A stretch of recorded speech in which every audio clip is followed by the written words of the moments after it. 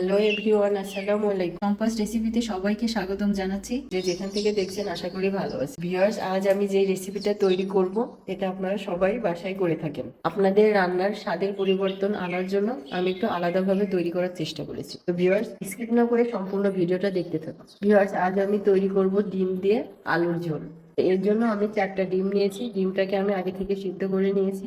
সিদ্ধটা করাটা আমি আপনাদেরকে দেখাইনি, কারণ এটা কমন ব্যাপার। এবারে আমি একটি পাত্রে দিয়ে দেবো পরিমাণ মতো সরিষার তেল। তেলটা হালকা গরম হয়ে গেলে দিয়ে দেবো হাফ চা চামচ লবণ, হাফ চা চামচ হলুদের গুঁড়া। ভিউয়ার্স, ডিম সিদ্ধ করার ব্যাপারে আমি আপনাদেরকে একটা টিপস দিয়ে রাখি। ডিম সিদ্ধ করার সময় অবশ্যই 1 চিমটি লবণ দেবেন, তাহলে ডিমটা খুব সুন্দরভাবে খোসাটা ছাড়ানো যাবে। এবার দিয়ে দেবো সিদ্ধ করা ডিম। ভিউয়ার্স, অবশ্যই তেলের ভিতর লবণটা দিবেন, কারণ তেলের ভিতর লবণটা দিলে তেলটা গায়ে ছিটে আসবে না। চেষ্টা করবেন উপরের লেয়ারটা যেন খুব শক্ত না হয়ে যায়, তাহলে ডিমটা খেতে একদমই ভালো লাগবে না। চেষ্টা করবেন হালকা আছে ডিমটা ভাজতে। ডিমটা ভাজা হয়ে গেছে, এবার আমি উঠিয়ে নেব। এবার আমি দিয়ে দেব কেটে রাখা 4টা আলু, দিয়ে তেলের সাথে ভালোভাবে ভেজে নেব। চেষ্টা করবেন হালকা আছে ডিমটা ভাজতে। আলুটা ভাজা হয়ে গেছে, এবার আমি উঠিয়ে নেব। একই পাত্রে দিয়ে দেবো 1 টেবিল চামচ সরিষার তেল। তেলটা গরম হয়ে গেলে দিয়ে দেবো 1 কাপ পেঁয়াজ কুচি। পেঁয়াজটা তেলের সাথে ভালোভাবে ভেজে নেব। ভাজা হয়ে গেলে দিয়ে দেবো 2 চা চামচ আদা পেস্ট, 2 চা চামচ রসুন পেস্ট।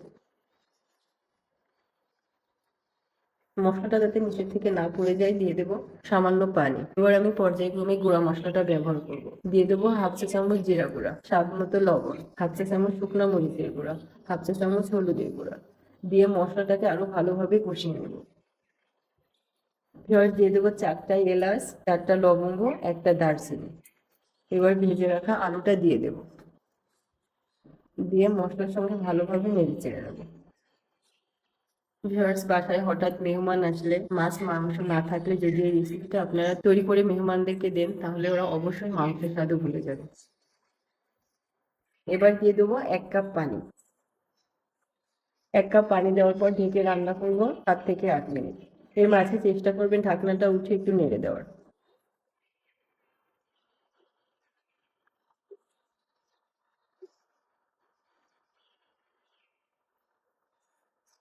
ভিউয়ার্স, আলুটা আমার কষানো হয়ে গেছে। এবার ঝোলের জন্য দিয়ে দেবো হাফ কাপ পানি।